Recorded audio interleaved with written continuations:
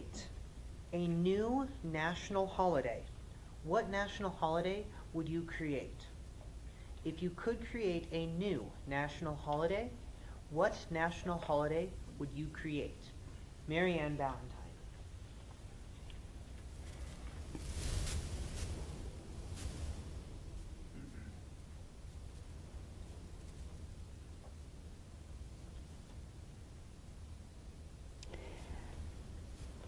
If I could create a new national holiday, it would be a mental health day.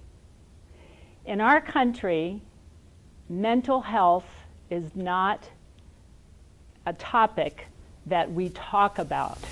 It is not a topic that we feel confident to talk about. And we're afraid to talk about mental health because we're afraid that people will look down upon us. So if we have a national holiday that is a mental health day, whether we have a mental health problem or not, we can still just enjoy the day. A mental health day could be for relaxation. It could be for fun. That's good mental health. If we do have a mental health problem, or somebody in our family has a mental health problem, which is very common in our society and in our world, then we could think about mental health. We may have an appointment with a therapist. We may go seek help or do research for mental health. We might be able to do something productive and helpful for somebody with mental health or for ourselves. So a day of mental health would destigmatize mental health. It is just like any other health problem. That the snow is 98.6 degrees. So you can ski butt naked if you choose. Or you can ski in shorts or whatever it is you want to wear. You don't have to deal with the cold and the wind and what. You just get to go out in those majestic, beautiful mountains and fly. For those of you who are Coloradans who haven't skied, you have to get out there.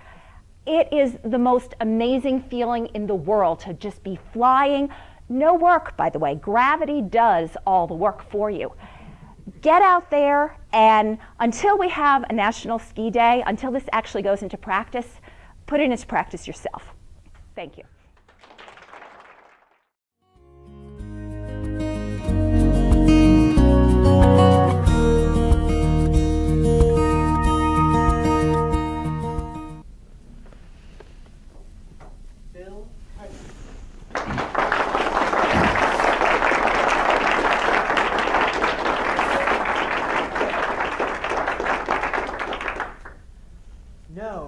Constitution.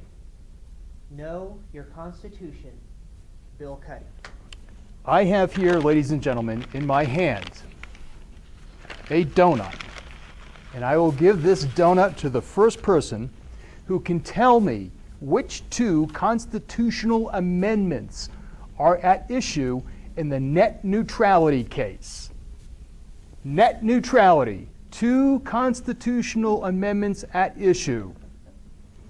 Going once, going twice.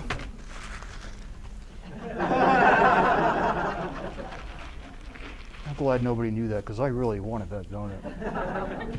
When I was a kid, my mother said to me, "William, don't ever practice public speaking with food in your mouth." I'm going to talk to you today about a few constitutional amendments and a few of the important cases that affect our lives. The Federal Communication Commission, the FCC, has a rule called net neutrality. And it says that internet service providers must provide content, regardless of the bandwidth, they provide that content for the same cost to consumers. This means that you can access and view videos over the internet for the same cost as accessing your email.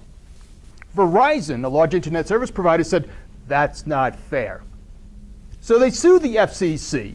The FCC said, "Get lost. You have no claim here. Verizon said they had a claim both on First Amendment grounds and Fifth Amendment grounds.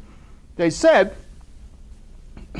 that the FCC said to them, just because you provide a pipeline and only a pipeline doesn't give you First Amendment grounds. You have no editorial control over what goes through your pipeline.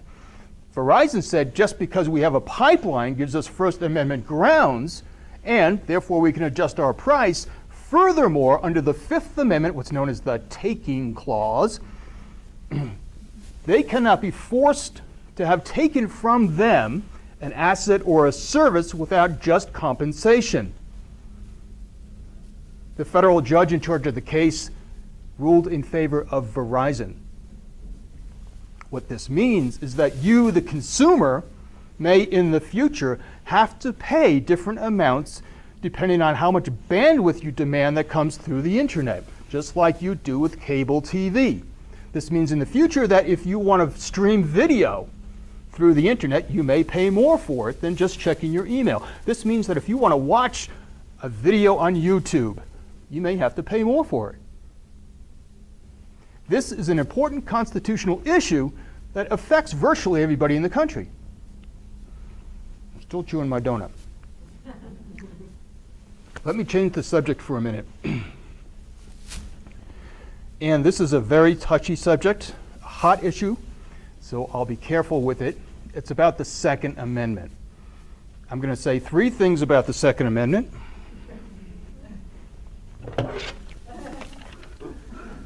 It's poorly written. The Second Amendment allows people to acquire enough weaponry that can wipe out everybody in their town. And 3, the Second Amendment also assumes that people who have guns are rational. Sorry, I was just standing my ground.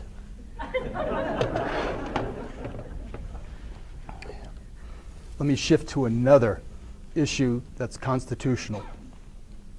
There's a group of people in this country who have had a raw deal from the day they arrived on the shores of the U.S. African Americans. Several hundred years of slavery, a couple of hundred more years of discrimination and segregation and racism. We had to pass at least 3 constitutional amendments to allow them to actually vote.